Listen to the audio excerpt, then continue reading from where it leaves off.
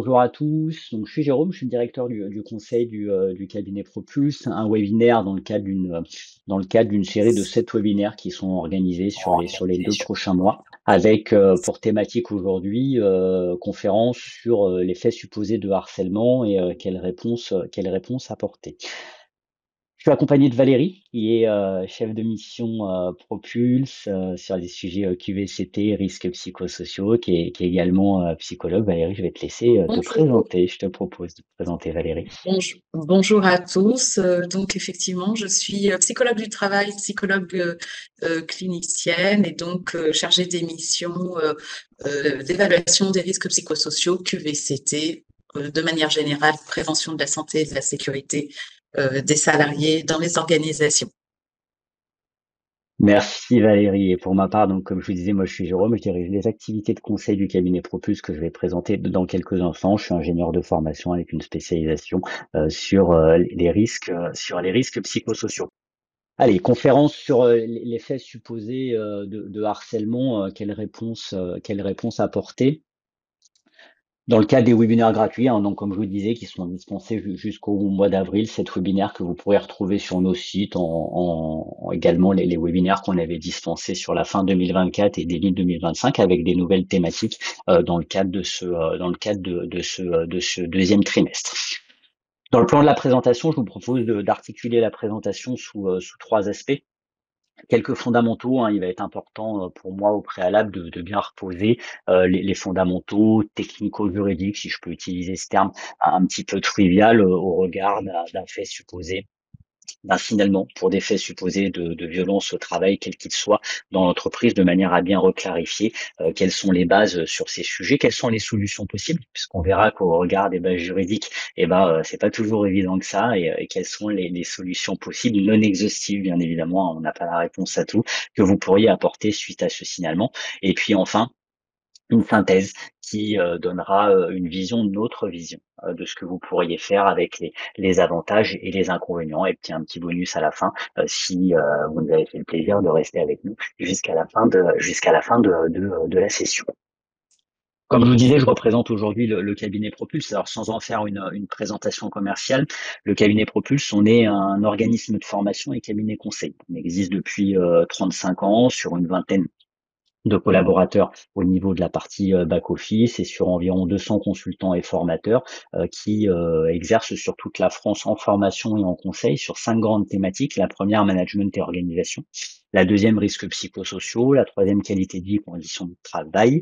La quatrième, tout ce qui est santé, sécurité au travail. Et la cinquième, tout ce qui est RSE. Donc 5 thématiques qui sont intrinsèquement liées hein, les unes aux autres. Hein. Nous restons dans nos domaines de compétences.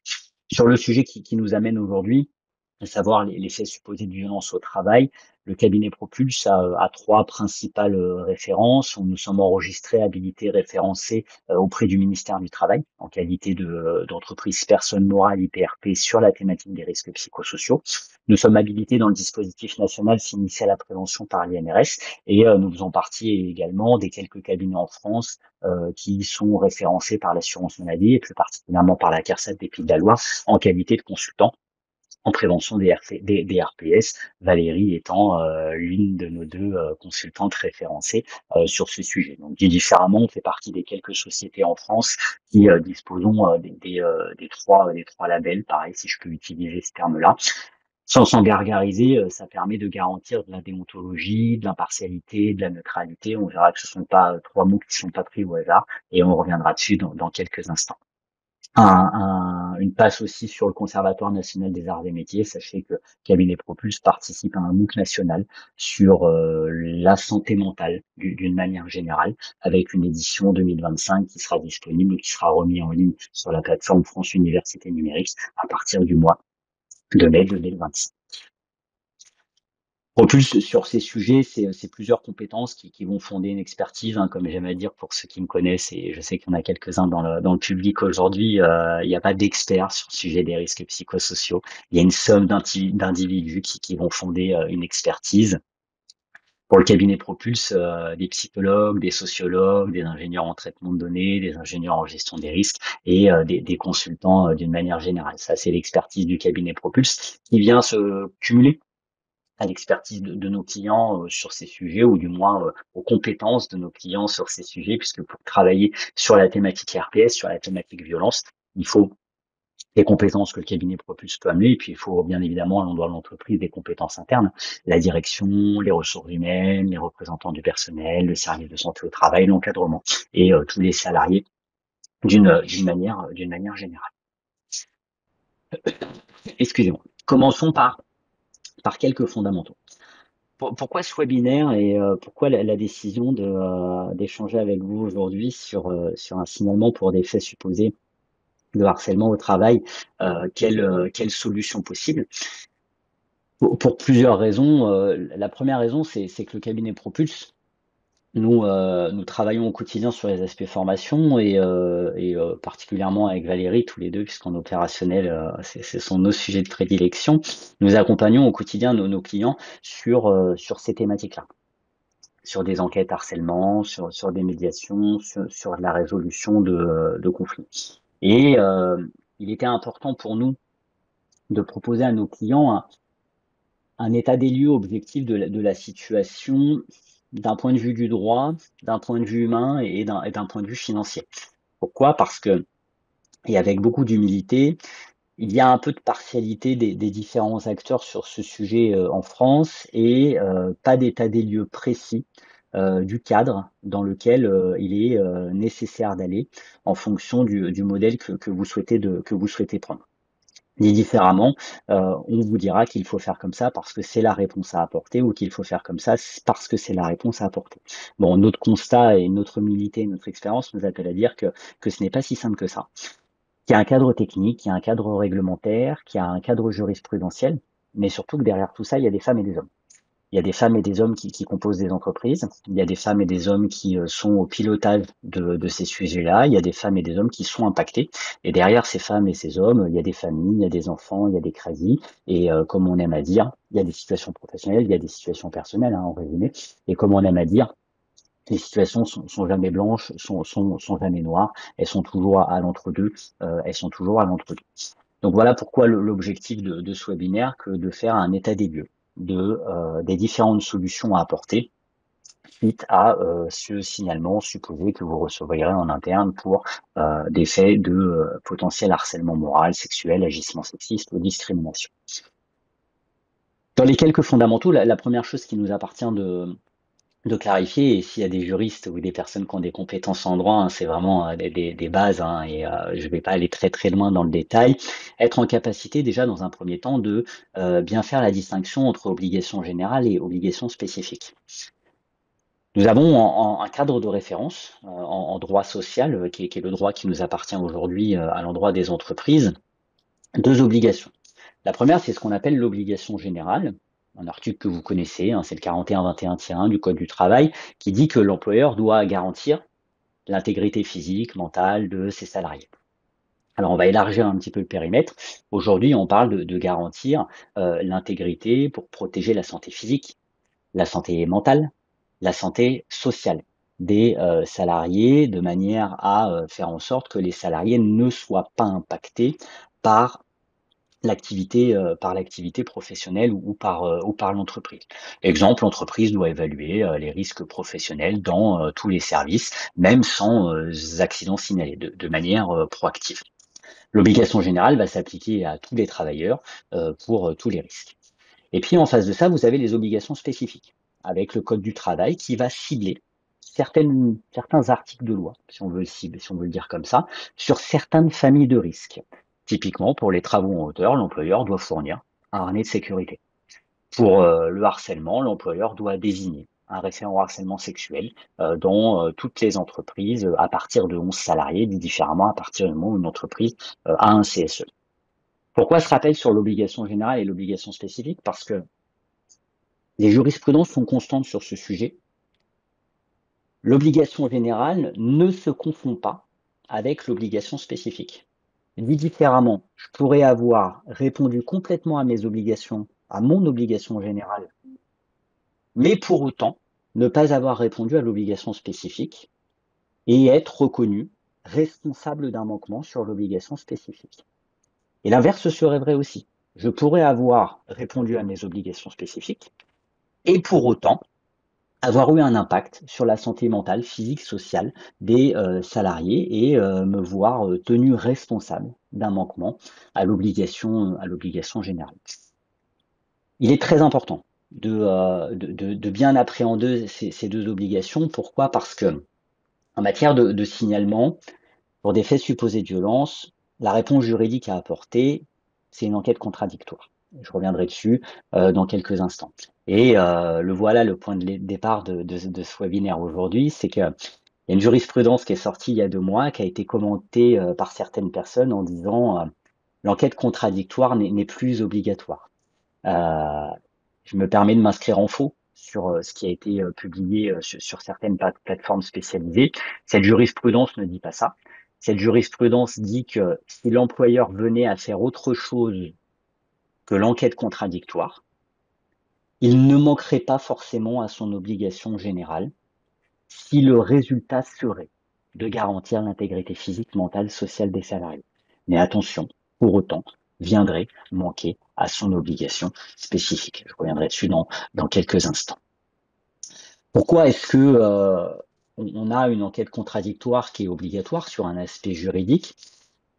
Parce qu'on a tout un cadre réglementaire, législatif, des préconisations du régulateur, du législateur sur ces sujets. On a des jurisprudences de référence. Et vous avez là, alors on va pas tous les lire et on va bien évidemment pas tous les expliquer, c'est pas l'objet aujourd'hui, mais dit différemment, les signalements pour des faits de harcèlement sont bordés en France par le Code du travail, bien évidemment, dans son obligation générale et dans son obligation spécifique par définition, dans l'accord national interprofessionnel sur les violences internes, et puis sur une loi qui est quand même assez récente, tout ce qui est loi sur la protection des lanceurs d'alerte, en lien avec le recueil, le traitement des signalements émis par des lanceurs d'alerte, et dans ces lanceurs d'alerte, plus spécifiquement, toutes les alertes en lien avec les atteintes aux personnes, et donc par définition Oui. les violences au travail. Vous avez des préconisations du défenseur du droit, vous avez des préconisations de la direction générale du travail, et puis vous avez une jurisprudence de référence de 2019 qui parle bien d'une enquête contradictoire suite à un signalement pour des faits supposés de violence au travail. Donc voilà l'arsenal réglementaire, législatif, prescriptif, jurisprudentiel qui vient aborder vos obligations en matière de signalement pour des faits supposés de violence au travail. Dans un signalement, très important pour moi, je l'ai dit tout à l'heure assez rapidement, nous avons 2 adages sur un signalement pour des faits de violence au travail. Le premier adage, c'est que les situations ne sont jamais blanches et jamais noires. Je suis surtout pas, et je me permettrai pas de justifier des pratiques, quelles qu'elles soient, hein. Nous, on se doit d'être en neutralité sur ces sujets. Mais derrière un signalement, les situations, elles sont jamais blanches, elles sont jamais noires, elles sont toujours grises. Le scénario du prédateur pervers, manipulateur qui a pour objectif de détruire quelqu'un. Je suis pas en train de dire que ça n'existe pas, bien évidemment, ces profils et ces situations existent, il y a pas de sujet là-dessus, mais notre expérience nous appelle à dire que ce n'est pas la généralité, ce n'est pas la majorité. Sur les très nombreuses enquêtes sur lesquelles nous travaillons chez nos clients, c'est jamais blanc, c'est jamais noir, c'est toujours gris, il y a toujours eu un contexte, il y a toujours eu un point de départ d'une dégradation d'une relation, il y a toujours eu des événements délétères, intentionnels ou non intentionnels, et derrière tout ça, on a toujours des individus. Et dans ces individus, on a une victime présumée, on a un salarié mis en cause, et on a un employeur. Et chacune de ces 3 parties a des droits et a aussi des devoirs. La victime présumée doit réserver la dénonciation du signalement à son employeur ou à l'autorité si extérieure, potentiellement inspection du travail, sécurité sociale, si il ne souhaite pas le faire directement à son employeur. Et dans ses droits, il n'a pas à apporter de preuves.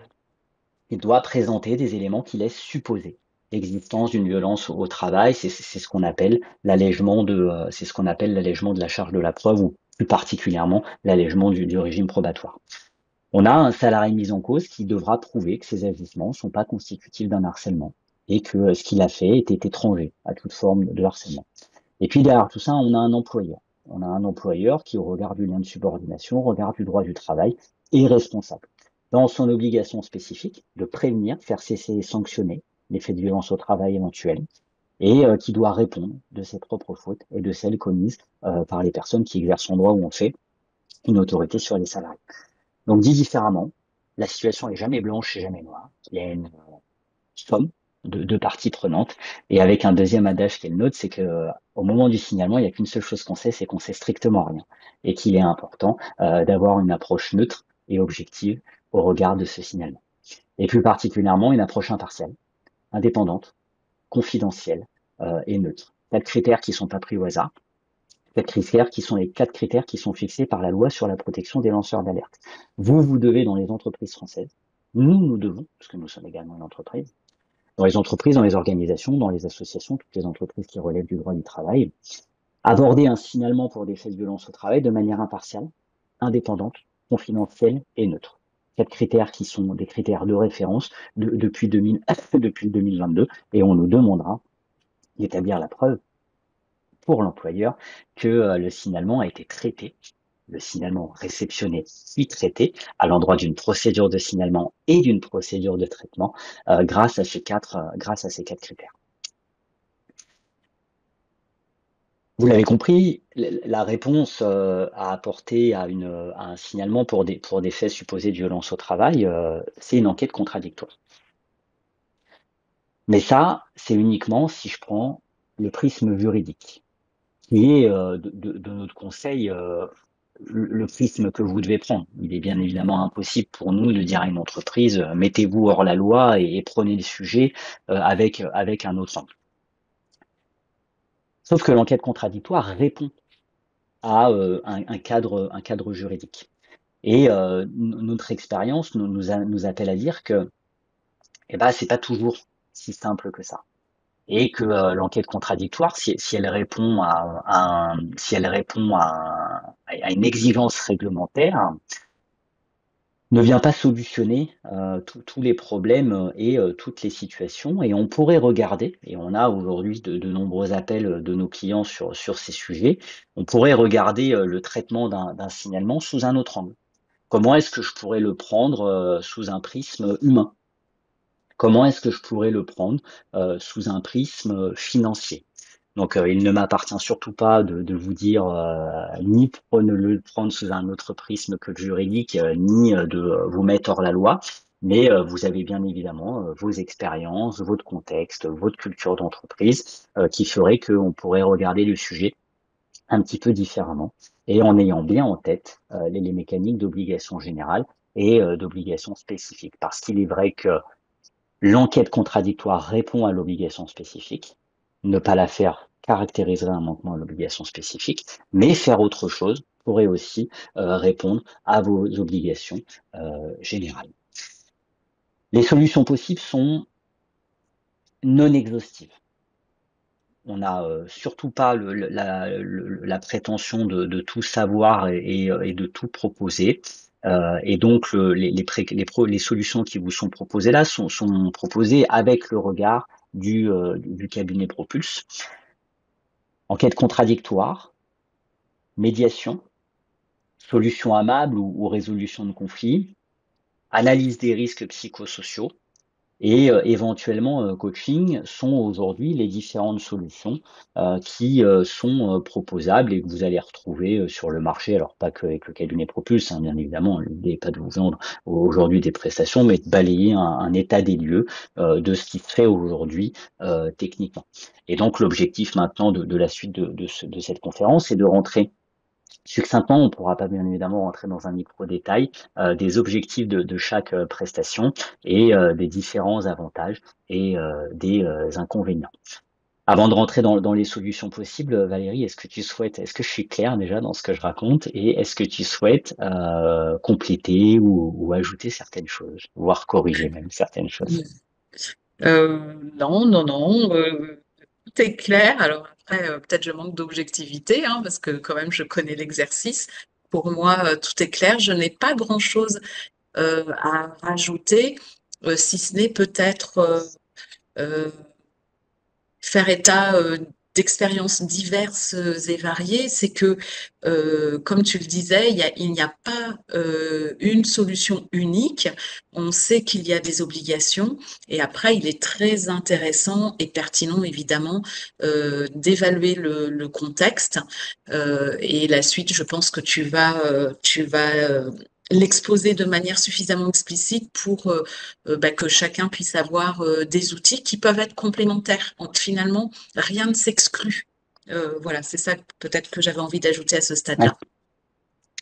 Ouais, et effectivement, merci beaucoup pour le complément, Valérie. On va l'aborder. C'est qu'à un moment, on doit trouver une solution pour répondre à la fois au juridique, au financier et à l'humain, et à minima au juridique et à l'humain, pardon. Je vois qu'il commence à y avoir quelques questions, j'y répondrai tout à l'heure. Donc, comme je vous le disais, les solutions possibles avec le regard de Propulse, qui encore une fois est non exhaustif, hein, il pourrait exister, ou il existe même, c'est sûr, des solutions autres que les 5 que nous vous proposons.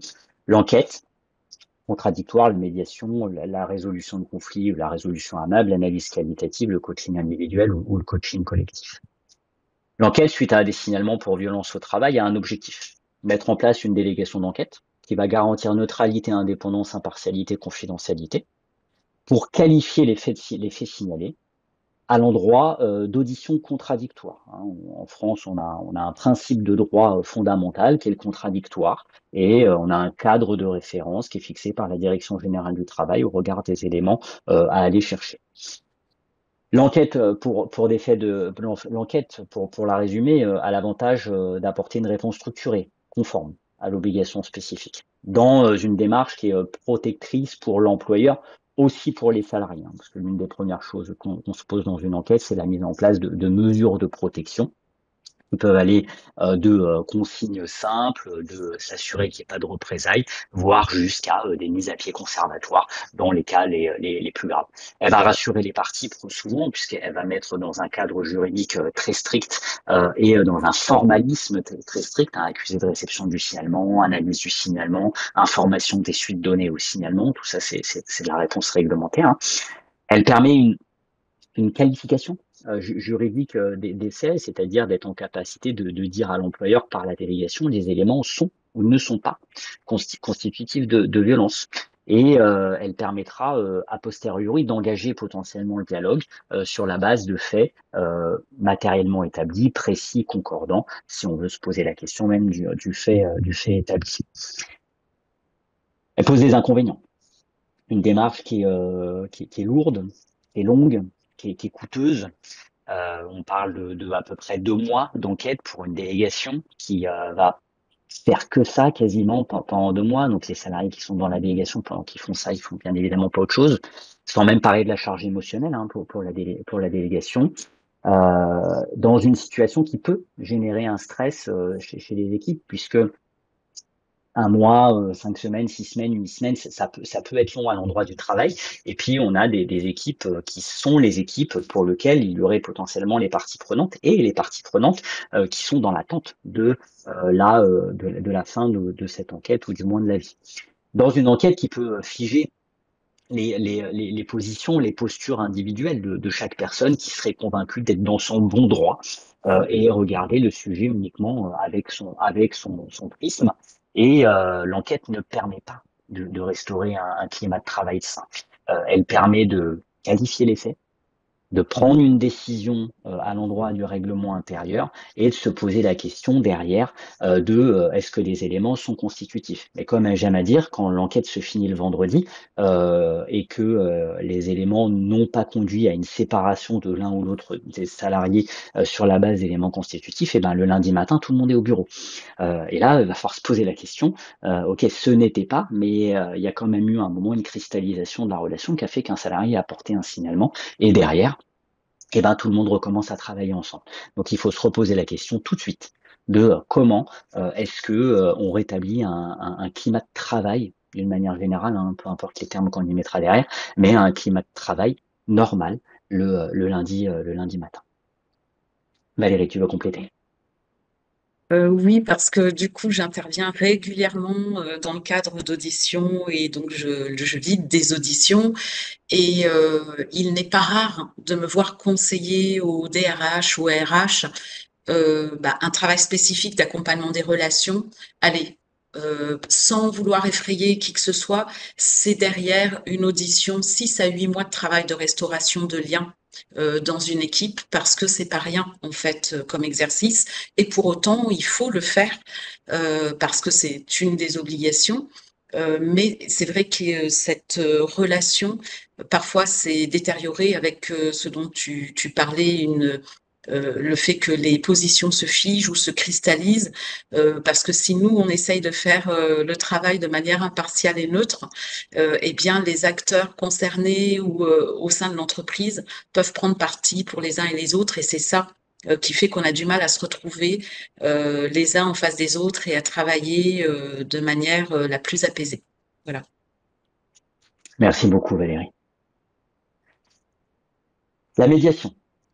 La médiation, qui est une disposition réglementaire, hein, dans les obligations spécifiques sur le harcèlement moral. Alors attention, la médiation du coup répondra d'un point de vue du droit, mais sur le harcèlement moral, la médiation a pour objectif de réinstaurer un dialogue entre les différentes parties prenantes dans une approche qui serait une approche sur la base du volontariat, sur la base de la volonté réciproque de s'inscrire dans une médiation et dans une approche qui est bien évidemment plus humaine, puisque sur cette démarche volontariste, l'objectif ce sera de régler le différend avec un médiateur.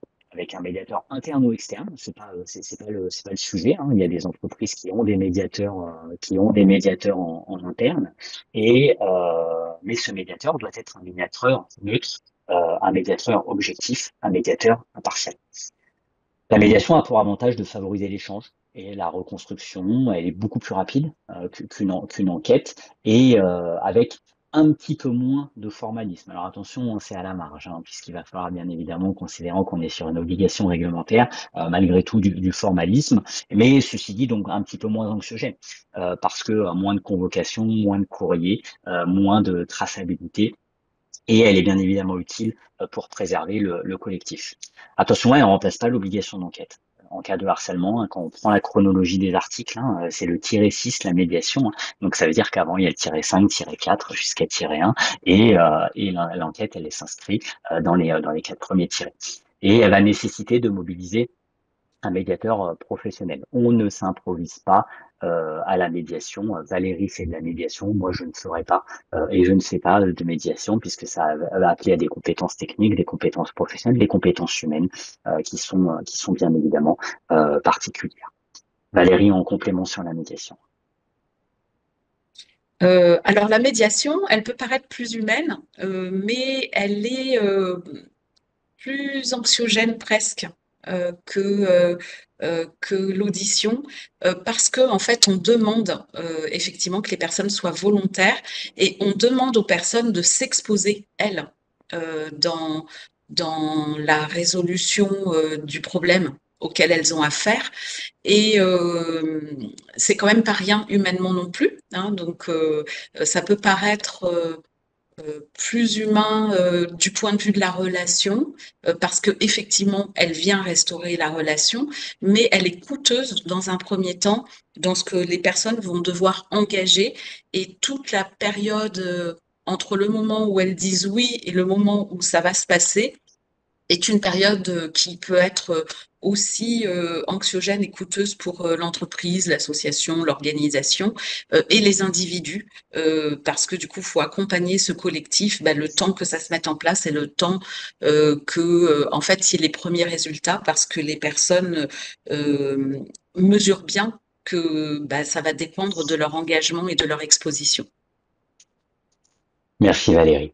Allez, focus important sur la médiation parce que, vous l'avez compris, Propulse, nous faisons des enquêtes, Propulse, nous faisons de la médiation. Valérie est médiatrice certifiée et c'est à l'endroit de la médiation. y a un flou artistique et que les entreprises ne disent pas toujours, les cabinets conseils qui tournent autour du pot 107 ans, ne disent pas toujours la vérité aux clients et disent aux clients, vous pouvez répondre à un signalement en faisant une médiation. Je dis pas que c'est vrai, je dis pas que c'est faux, je vais juste compléter.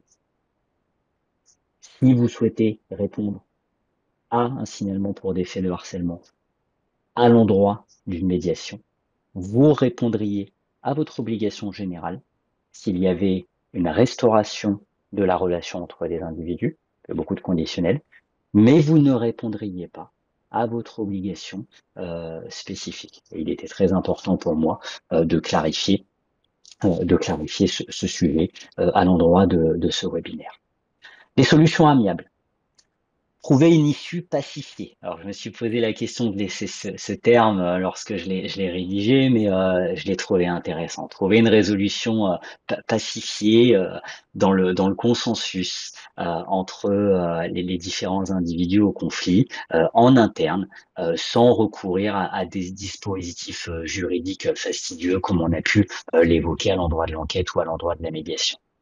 Rapide, flexible, orienté solution, qui préserve les relations, qui va être moins onéreuse que bien évidemment les autres types de solutions. Possibilité de ne pas voir l'accord, on va dire, consensuel qui aurait été trouvé entre les parties prenantes d'être mis en œuvre, sans pour autant possibilité d'agir derrière, un cadre beaucoup moins formel et beaucoup moins traçable s'il a mal été cadré et s'il est trop cadré avec le risque d'étant le flou entre la médiation et la résolution de conflits et qui ne répond pas à des obligations légales. La médiation et la résolution amiable sont à un point de tangente, hein. Il faut faire attention de ne pas se lancer dans une résolution amiable avec un curseur de traçabilité qui serait celui de la médiation, parce qu'on générerait plus un flou qu'autre chose dans le produit. Et attention, à l'endroit de la résolution amiable, comme de la médiation d'ailleurs, se posera la question de la matérialité des faits. J'ai beaucoup de clients qui commencent une médiation parce qu'ils ont souhaité ne pas considérer que le signalement était sur des faits de harcèlement. Sauf qu'à l'endroit de la médiation, vous avez une personne qui vous apporte de la matérialité sur un événement qui est constitutif de violence, discriminatoire, sexuelle, morale, peu importe. Et ben là, on se retrouve bien dans l'embarras. C'est-à-dire que j'ai eu un signalement sans matérialité, je le traite, et à l'endroit de la médiation ou de la résolution amiable, j'ai un signalement matériel. Ben voilà, moi j'ai 4 témoins qui ont vu que ce jour-là, il a fait ça, il a fait ça, il a fait ça, ou il m'a fait ça, il m'a fait ça. Et là, on se retrouve bien dans l'embarras parce qu'on est lancé dans une démarche qui doit s'arrêter parce qu'on a de la matérialité sur des événements potentiellement graves qui établissent que les éléments sont constitutifs de violence. Valérie, sur la résolution amiable, est-ce que tu souhaites compléter? Oui, peut-être sur ce que tu dis, pourquoi c'est difficilement conciliable quand effectivement il y a des personnes qui commencent à nous évoquer des faits dont elles sont victimes. C'est que forcément, psychologiquement, en fait, elles ne sont pas dans une démarche de résolution. Elles sont dans une démarche d'exposer des faits et de vouloir que ça cesse, mais en se sortant du jeu. Hein, et c'est ça qu'elle demande. Et c'est pour les raisons pour lesquelles, en fait, souvent, elles ont trouvé comme issue, puisque l'employeur souvent propose ce type de démarche, donc elles acceptent. Mais du coup, elles reviennent au fait que tel fait et tel fait ne sont pas normaux pour eux. Et du coup, elle n'arrive pas à aller plus loin, alors que dans la recherche de résolution amiable ou dans la médiation, en fait, on va demander qu'est-ce qu'elles imaginent pouvoir mettre dans la balance pour pouvoir avancer de manière constructive. Et là, forcément, les personnes bloquent. Voilà. Merci beaucoup, Valérie.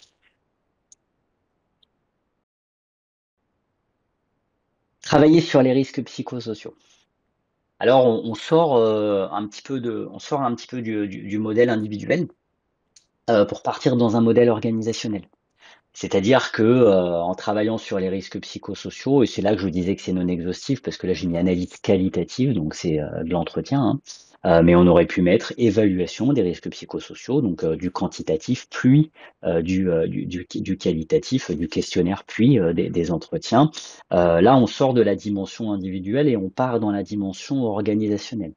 C'est-à-dire qu'on va se poser la question à l'endroit de l'organisation, des relations, des conditions de travail. Qu'est-ce qui aurait pu conduire, à avoir une dégradation de la relation? C'est-à-dire, des personnes qui, soumis à des contraintes plus ou moins importantes, auraient eu une réponse individuelle au regard de ces contraintes, qui aurait conduit à une cristallisation, ou à une dégradation de la relation. En exemple simple, je suis exposé à une forte charge quantitative, et une forte charge, qualitative. Ça me pèse plutôt quand même sur les épaules, ça me tape un peu sur la tête et ça m'empêche de dormir et puis, je commence à avoir, avec mes collègues, avec, mes collaborateurs, avec mes supérieurs, des, réactions, qui sont inappropriées ou du moins qui n'ont pas leur place dans le monde du travail et qui conduiraient derrière à avoir l'un de ces personnes qui fait un signalement, contre moi. Donc se poser la question de l'identification des facteurs organisationnels, relationnels à l'origine des tensions, à l'origine du signalement. L'avantage d'une approche préventive globale qui permettra de se poser la question des dysfonctionnements organisationnels qui auraient conduit à cette détérioration de la relation, qui va permettre de poser un diagnostic partagé, objectif, représentatif, significatif, et qui viendra aussi en complément potentiellement alimenter les plans de prévention des risques psychosociaux avec l'avantage de réengager le collectif puisqu'à l'endroit des entretiens, on fait travailler les collectifs. Les entretiens soient collectifs ou individuels, peu importe, c'est pas le sujet aujourd'hui, mais que ça refait parler et retravailler ensemble les collectifs. Demande du temps, de l'engagement, ne répond pas directement aux obligations légales et surtout pas à l'obligation spécifique et qui va souvent nécessiter l'appui d'experts sur ces sujets ou du moins un appui extérieur.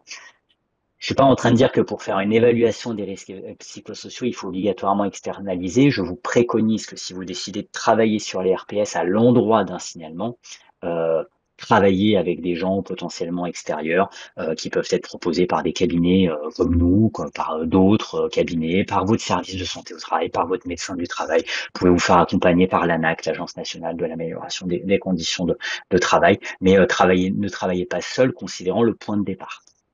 Point important d'expérience pour moi, hein, c'est que aujourd'hui, 8 à 9 fois sur 10, un client qui a reçu un signalement pour des faits de violence au travail, pour lequel la DRITS a été informée au préalable par le lanceur d'alerte, 8 à 10 fois sur 8 à 9 fois sur 10, le client reçoit un courrier d'information de la DRITS, l'inspection du travail, qui dit: nous avons reçu un signalement, il nous indique que vous êtes au courant.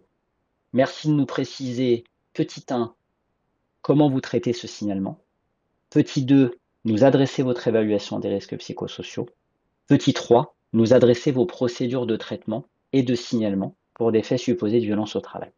Donc, vous y viendrez de toute façon, quoi qu'il arrive, à l'évaluation des risques psychosociaux à l'endroit d'un signalement, puisque, comme je vous dis, 8 à 9 fois sur 10, quand la DRIT s'est informée au préalable, pas par vous, ce sont les courriers d'information que les clients reçoivent. Valérie, sur analyse qualitative?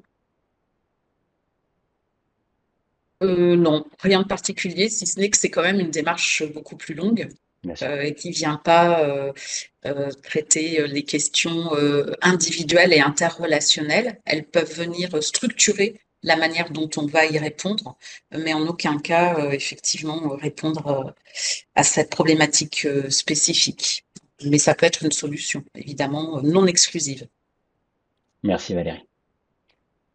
Allez, le coaching individuel, coaching collectif, cinquième des 5 derniers produits que nous proposons ou des 5 dernières solutions, encore une fois non exhaustives. Accompagner les personnes ou les équipes à dépasser la situation de blocage, renforcer la posture managériale ou rétablir le climat de confiance. Une approche sur mesure utile dans les suites d'une crise pour reconstruire et qui permet de faire monter une équipe en maturité relationnelle. Ne répond pas à l'obligation juridique, difficulté à objectiver les résultats et parfois des coûts significatifs, voire importants, et le coaching est collectif. Valérie, sur ce dernier produit en complément. Alors, c'est un outil complémentaire très intéressant parce qu'effectivement, il va aider à dépasser des situations par le travail de la posture des individus, par tout ce qu'on appelle l'intelligence émotionnelle, entre autres, et le développement personnel. Euh, Attention cependant à quand même s'assurer que le problème interrelationnel de départ ait bien été réglé et qu'il n'y a pas baleine sous caillou. Je dis tout le temps, je dis tout le temps ça parce que le coaching peut transformer les relations, mais il ne va pas régler spécifiquement le problème à la source. Réglons le problème à la source et puis ensuite, effectivement, quand tout le monde est OK et tout le monde dit que ça a été réglé, il peut y avoir du coaching individuel ou collectif. Merci beaucoup Valérie. Allez, en synthèse de tout ce qu'on vient de se dire, une espèce de baromètre sur les 5 produits au regard, au regard du prisme humain, du prisme juridique ou du prisme financier. Alors, point de vigilance, c'est à l'appréciation du cabinet Propulse et de notre expertise sur ces sujets, sur la base absolument pas de critères quantitatifs précis. Donc, c'est notre ressenti à nous. Notre ressenti à nous qui vient noter sur 3 étoiles au regard au regard de l'humain, du juridique et du financier, la réponse aux différentes solutions. L'enquête qui est technique, juridique, qui, si elle n'est pas bien faite, pourrait donner le sentiment de mettre l'humain de côté, à l'endroit de la victime présumée ou du salarié mis en cause, hein. Là, je parle de l'ensemble des salariés de l'entreprise, qui répond juridiquement, mais pas à 100 puisque elle répondra à l'obligation spécifique, mais il pourrait y avoir un impact sur les personnes, indépendamment de l'enquête, et avec des coûts financiers qui peuvent être élevés, mais on le voit hein, juridiquement, c'est la réponse la plus appropriée. La médiation, qui met l'humain au centre, juridiquement un peu bancal sur l'obligation spécifique financier, qui commence à être plus intéressant au regard des coûts, au regard des coûts. La résolution amable qui met l'individu au cœur du sujet, qui répond absolument pas au périmètre juridique et financièrement qui est rapide, ou du moins plus rapide que les autres, et beaucoup moins excessif. L'analyse qualitative met l'humain au cœur du sujet, dans une réponse juridique qui ne répond uniquement, excusez-moi, à l'obligation générale et financièrement qui, en plus du temps, hein, peut être aussi assez coûteuse. Le coaching individuel, l'humain au cœur du sujet, juridiquement absolument pas du tout le sujet et financièrement beaucoup plus acceptable. Attention, sur le coaching individuel, on peut être sur des coûts significatifs au niveau du coaching collectif. En conclusion, et je pense que c'est peut-être ce que vous attendez. Ok, bah, Jérôme, c'est sympa, mais on fait quoi pour mixer tout ça? Et ben, on mixe tout ça, et c'est justement la réponse à apporter. Si Propulse devait faire une préconisation sur ces sujets, suite à un signalement pour des faits de violence au travail, vous devez au préalable avoir structuré et bordé le sujet dans votre entreprise. Une procédure de signalement, plus une procédure de traitement. La procédure de signalement, qui, quoi, quand, où et comment est-ce qu'on signale? La procédure de traitement, qui, quoi, quand, où et comment est-ce qu'on traite? Traiter un signalement pour des faits supposés de harcèlement moral, sexuel, agissement sexiste, discrimination, par une enquête contradictoire, en se posant dès le signalement la question de que faisons-nous en parallèle ou dès le lendemain de la fin de l'enquête. Dans les accompagnements Propulse, on dira toujours à notre client le premier jour, posez-vous la question de il se passe quoi dans 2 mois plus 1 jour. Parce que dans 2 mois plus 1 jour, l'enquête, elle est terminée, et vous remettez les collectifs dans la même pièce, en disant, bah, il n'y a pas eu, mais il y a quand même un signalement. Donc la préconisation de Propulse, c'est structurer dans votre entreprise les différents scénarios. Un signalement pourrait conduire, si on décide de prendre le prisme juridique, à une enquête.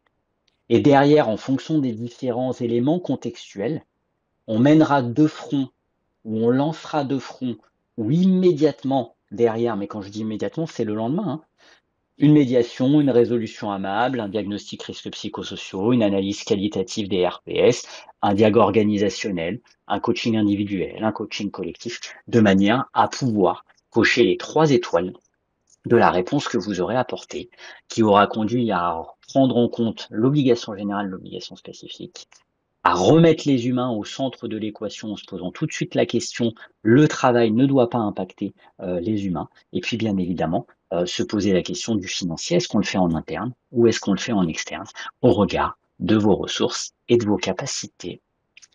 J'en ai terminé sur ce webinaire pour ma conclusion. Je vais laisser Valérie conclure et après la passe aux questions par Mathilde. Valérie. La conclusion était tellement excellente que je vais laisser les Merci. questions arriver. Merci. Manque d'objectivité. Merci beaucoup, Valérie. Mathilde, la place aux questions, s'il te plaît. Oui, alors, donc j'ai une question de Madame Martel qui se demande s'il y a un cadre précis sur l'enquête contradictoire et si les membres du CSE doivent y participer. Alors, si je crois bien avoir compris la question, est-ce qu'il y a un cadre précis sur l'enquête contradictoire? Oui. Vous avez la loi sur la protection des lanceurs d'alerte qui vient border très clairement neutralité, impartialité, objectivité, indépendance, qui vient fixer la temporalité. J+7 accusé de réception, J+3 mois l'information qui est donnée. Vous avez le code du travail qui vient fixer le J+2 mois, la connaissance des faits pour sanctionner si les éléments sont constitutifs de potentiellement. Donc vous avez la direction générale du travail qui vient fixer des préconisations très claires avec le défenseur des droits sur les modalités de l'enquête. Et puis vous avez le code du travail dans son article qui dit que pour des faits supposés de violence, la victime présente des éléments qui laissent supposer, il appartient à la partie défendeuse d'apporter la preuve que.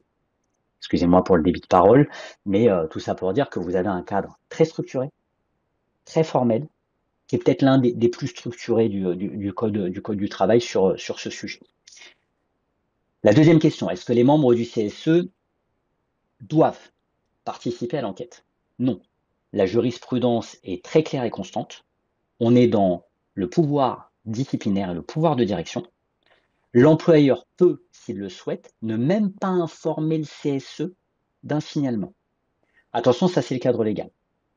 Notre préconisation, c'est d'informer les représentants du personnel et de les faire partie, d'en faire des membres de la délégation. Pourquoi? Parce que la présence du CSE dans la délégation et dans l'enquête vous permettra de cocher la case impartialité de votre enquête et ne pas voir l'employeur taxer, même s'il ne l'est très rarement, de partialité sur ces sujets par une partie accusatrice dans le cadre d'un contentieux par une partie accusatrice, pardon, dans le cadre d'un contentieux prud'homal qui dirait bah vous voyez c'est pas impartial, c'est la direction qui l'a fait. Donc notre préconisation, si ce n'est pas obligatoire, est de faire participer les représentants du CSE à l'enquête, mais dans un cadre structuré. Rappelez-vous mon commentaire de tout à l'heure, posez-vous la question de la procédure de traitement. Ai-je répondu? N'hésitez pas à réactiver votre micro ou à me mettre un pouce en l'air si j'ai répondu, réactiver votre micro si j'ai pas répondu. Merci beaucoup. Mathilde, question suivante. Oui, on a une question de Madame Beaufettier. Auriez-vous une base de protocole à suivre sur lequel s'appuyer pour conseiller un employeur qui vient juste d'avoir un signalement de harcèlement?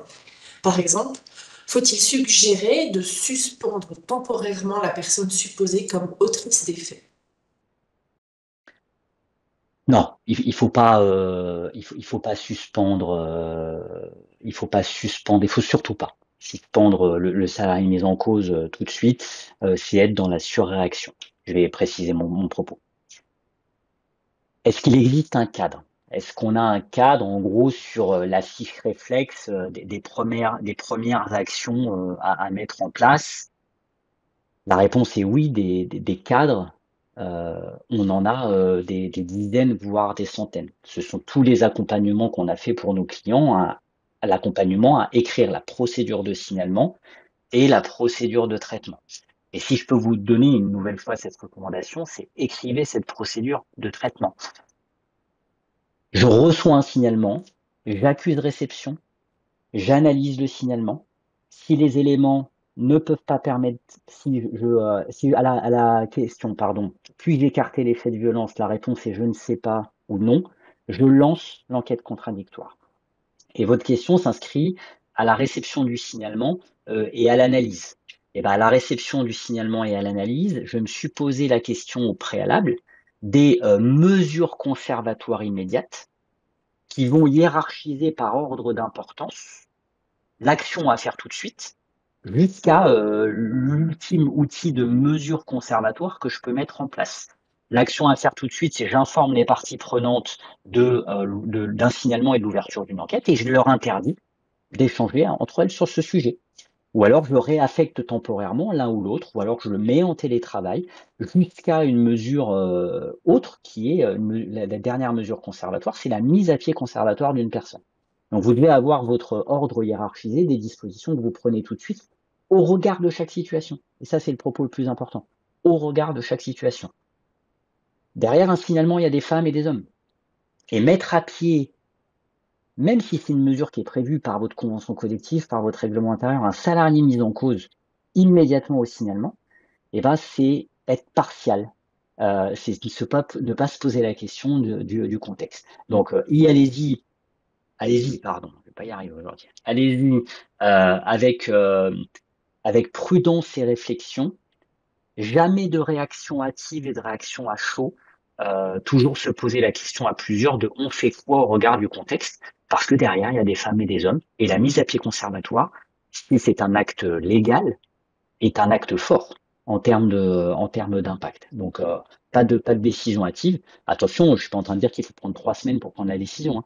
Je suis en train de dire que ça ne doit pas être la réponse d'office à apporter, salarié mis en cause, mise à pied, parce qu'il peut y avoir 15 000 éléments de contexte. Ai-je répondu? Si oui, le pouce en l'air. Sinon, vous rallumez votre micro et vous complétez votre question, s'il vous plaît.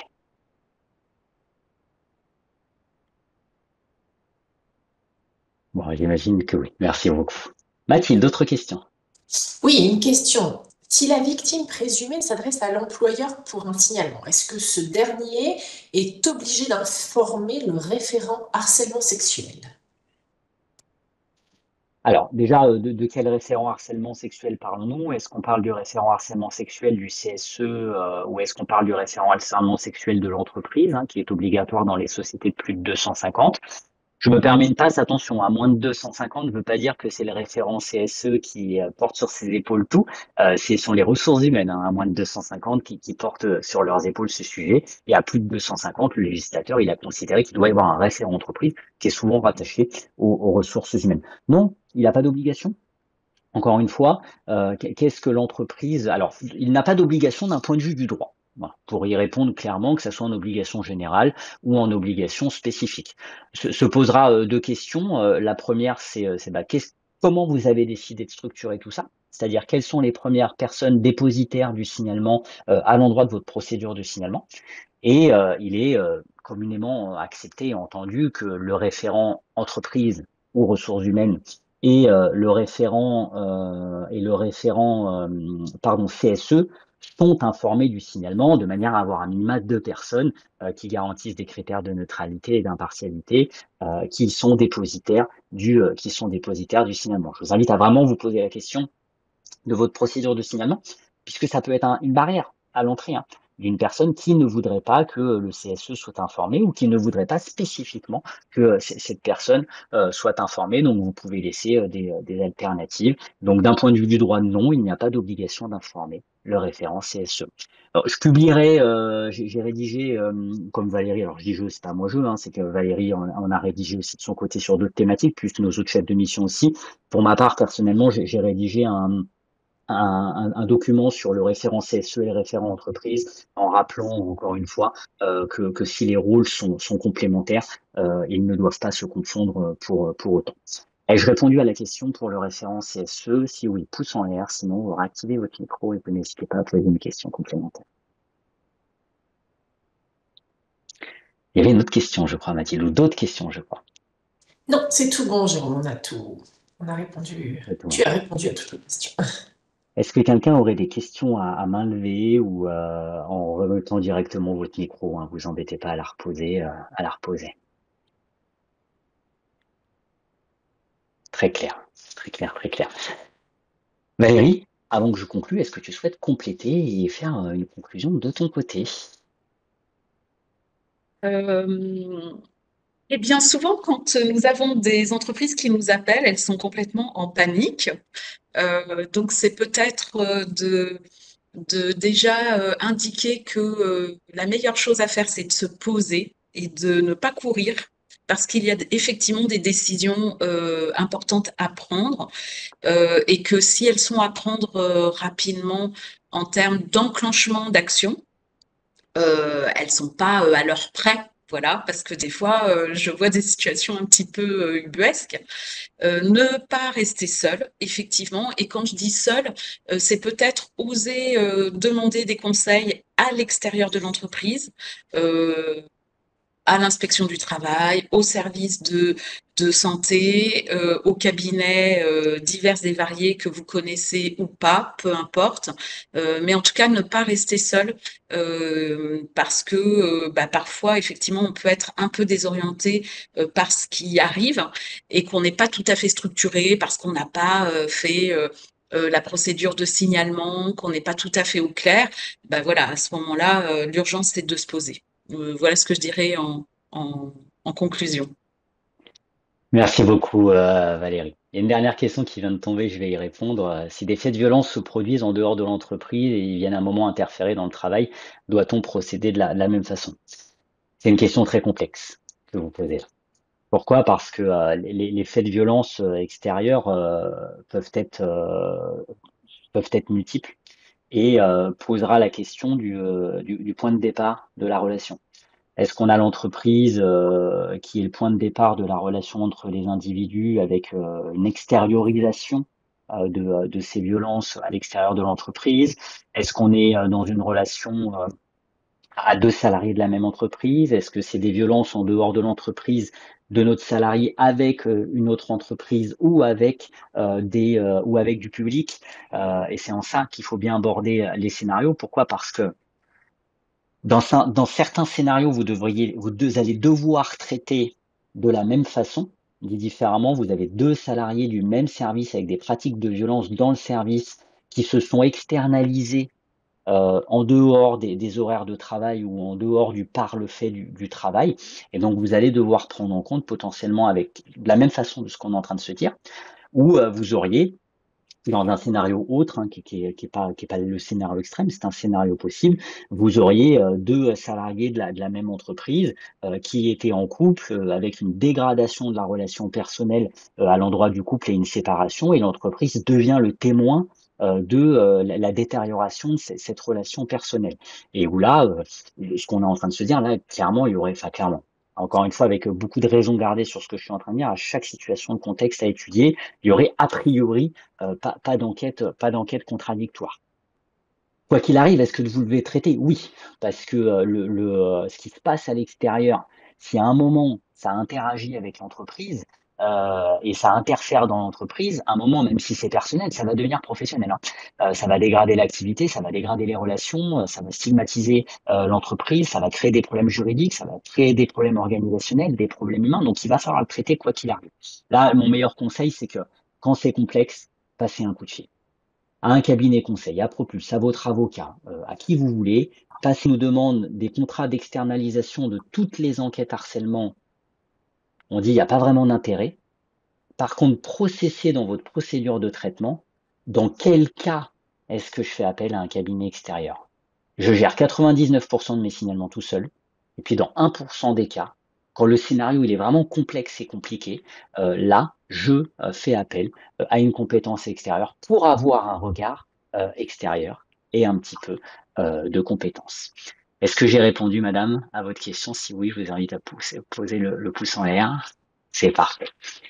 Allez, pour terminer, conclusion de ma part, vous l'avez compris, le sujet appelle à une réflexion, appelle à se poser, appelle à bien remettre les individus au centre de l'équation, les femmes et les hommes, derrière tout ça, pour apporter une réponse éclairée, structurée, calme et sereine à un signalement pour des faits de violence, pour des faits de violence au travail.